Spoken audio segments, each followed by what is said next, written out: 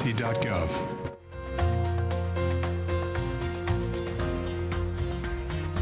Welcome back. You're watching CHA Today. I'm your host, Jennifer Gallman.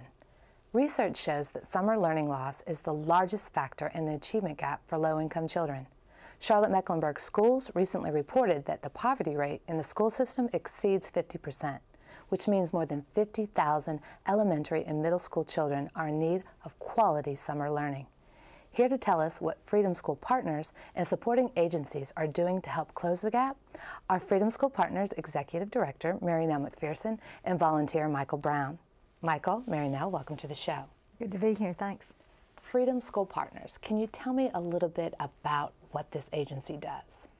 We are in the business of closing the achievement gap and increasing the graduation rate for children in Charlotte-Mecklenburg schools, particularly by providing summer learning experiences called the Freedom School Program. Now tell me a little bit about how this agency began. We started in the Piedmont Courts Public Housing Project more than 10 years ago to serve Piedmont Courts and neighborhood Belmont children with after-school and summer learning.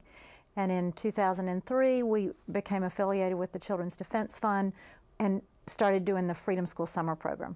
And Freedom Schools is fantastic, terrific, great, fun summer learning for children, and it focuses on literacy, and children, as a result of Freedom School, turn into better readers and much more excited about learning. And because it's so good, it's grown all over the city. Churches and other organizations have come to us and said, can we do Freedom Schools for kids that we care about? So what started as one Freedom School back in 2003 in the Piedmont Courts neighborhood grew last summer to 10 Freedom Schools in all across the city, and we served about 600 children. Oh, wow, that's great. Mm-hmm. You know what I love about your mission is you engage, educate, and empower children. Right. Now, Michael, you were a volunteer for the Freedom Schools. Yes. How did you hear about this program?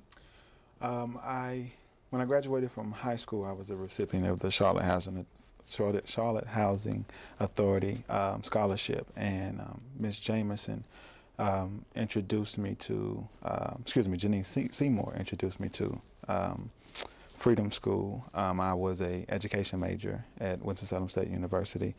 And she knew that we had a close relationship and said this would be something that would really get me going or start me off into my experience as a teacher.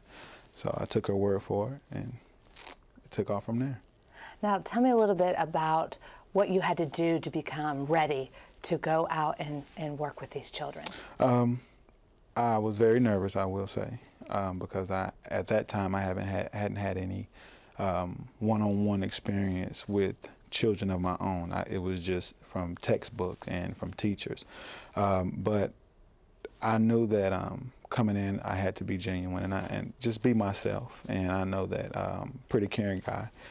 So those parts were the easy parts, just to care for someone or just to make sure someone's okay. But being able to take in the curriculum that we had to do and just making sure I was doing what I needed to do for those children to the best of my ability. So when you got there, what happened? Life-changing experience. You see all these kids jumping around, you're like, whoa, what's going on? What is this about? And it's a lot of energy and it's a lot to take in for someone that's being introduced into it. But once you become accustomed to what goes on, it's natural. But it was a great experience, and I truly appreciate the experience that I got from it. In the Freedom School model, we use one college student intern with 10 scholars. And so Michael was in the classroom as what we call the combination, the teacher, the role model, the mentor, the camp counselor, the cheerleader for those 10 young people. And what happens as a result, the magic of Freedom Schools, is that they want to grow up to be like Mike. And hopefully better. But the college students are great inspirations to the young people who would perhaps have nothing else to do in the summer, certainly not anything that made the same kind of difference in their life that Freedom Schools does. Now, Freedom School, they've gotten some great results. Indeed. Tell us a little bit about when a child comes in versus what happens when they leave, as far as reading comprehension. we've done some real research with UNC Charlotte that says the children, 90% of the children are succeeding in Freedom School. 65% are increasing in their reading ability at a year or more. In fact, one cool thing, I got this message from a mom whose son was in Freedom School, and she wrote to say thanks. Terrain made the AB honor roll this quarter, and the teacher last year recommended that he repeat 5th grade because of his reading. This was, wow. and the mom said, we're going to try really hard on reading this summer, and maybe he won't have to really repeat. So he came to Freedom School. His mom said he made an A in language arts this quarter, hard work over the summer in Freedom School, and good teachers this year. I really wanted to share that with you. This child did not repeat 5th grade. He's making A's in middle school in reading because he was inspired to be a better reader and spent a lot of the summer reading in Freedom School. It's the kind of difference it makes. And tell us a little bit about, you've talked to me before in earlier conversations about how important people like Michael are to the children. And you mentioned a Spirit Day where they could dress up like anybody they wanted. And can you tell us a little bit about that day? That was a great story. This was at the Billingsville site. Okay. 2 of the college interns, a lot like Michael, big tough guys. So it's Spirit Day. The children can dress up like who they want to be when they grow up. And they came in with T-shirts on. They'd written staff across the back. And they'd pulled their pants up, had a belt on. They said, Mr. T, I even tried to get tennis shoes like yours. So these college students had tears in their eyes when they were telling me they dressed up like us. And I didn't know we could have that much impact on a child. Wow. But indeed, that's the kind of difference that it makes. And it helps some people in college who think, I don't think I can be a teacher, decide they want to teach. Others who are education majors and want to be teachers but think, I can't teach in an inner city school. That's too hard. But then they decide I can because they've worked with children who are most at risk of failing in school, and they've made a difference. Michael, after you completed the Freedom School summer, what were some learning experiences or some things that you might have learned or never expected from when you started on that first day when you said you were so nervous? Well, at the time, I was struggling with trying to figure out if I really wanted to be a teacher, because I was finding out the pressures that come with being a teacher that I wasn't told when I was coming out of high school, where you give of yourself so much when you don't get a lot back. And just a lot of negative things about education that was making me think that, do I really want to do this? But by the end of the summer, after being in Freedom School, I was 100% sure that this is what I needed to do and this is what I have to do. But it taught me patience personally and with children, preparing myself for the next year because I knew I had to do. I knew I had to go into the classroom beginning my next semester in college. So it taught me patience with children. And it also allowed me to see the effects, being able to see a child progress, even if it's just for 3 months in that short time span, seeing how just being honest and being genuine with them can allow them to mature as a child and also affect you in the same way. Did you have any idea how big of an impact as a role model that you would be on these children? Not at all. Not at all.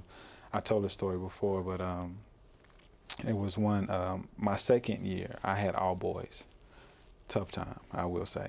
But we got through, and towards the end of the year, one guy that gave me a lot of problems, we had a close relationship, and he told me, you love us, don't you? You know, for you to come back and continue to do this, for him to recognize that as a child and knowing that, you know, the problems that he gave, but also because of the struggles, we became close. So just noticing that helped me to realize the impact anybody can have when you genuinely care about a child. Well, I want to commend you for you going back and even doing another summer. The Scholarship Fund through the Housing Authority advocates for giving back, and you are definitely a model for what a person who receives that fund should do. And I know John Crawford would be very proud to hear that you've been helping other children in the community. So I just want to tell you thank you for doing that. Thank you. Now, Mary Nell, I want to talk a little bit about some of the other programs. It's not just summer learning that Freedom School Partners has there. Tell us a little bit about some of the after-school opportunities that you do throughout the year. We do have after-school Freedom Schools running at 3 places in the city, and know that extending the school day for children, providing safe and affordable care for families to have their children someplace until 6 o'clock, for working families to be able to have that, is a great thing. And those are partnerships that we have with the faith community around the city. Myers Park Presbyterian Church, Myers Park United Methodist are sponsoring Freedom Schools at Billingsville Elementary and at Sedgefield Elementary in the after school and in the summer. And so it gives people a way to help support education, volunteers in the sites, as well as the churches funding those Freedom Schools. So, how is your organization funded? All of our dollars are private, and it's through partnerships all around the city. Most of the sites have a funding partner, like at UNC Charlotte, the Department of Education helps support the Freedom School at their site. The 2 Myers Park churches I just mentioned, Christ Lutheran Church with their partnership at McClintock Middle School. Those individual funding partners pay for the Freedom School program for the children at the school that they're connected to. And then individuals and foundations and corporations all across Charlotte help support this work, because this is a community that cares a lot about public education, and they say summer Freedom School and after school is the thing that we can do to help support teachers and families in education. Are you looking for volunteers? Absolutely. We use volunteers at all of our sites and year-round as well. And so go into the Freedom School website and find out the information about how to volunteer is a great thing. Or if you're connected to a church community or a school that needs a Freedom School, we're looking for ways to continue growing the program. We hope to serve 1,000 children next summer and 5,000 children in about 5 years. So it's a great need, but it's a very hopeful work that really does make a difference. Well, those are some very aggressive goals, much needed.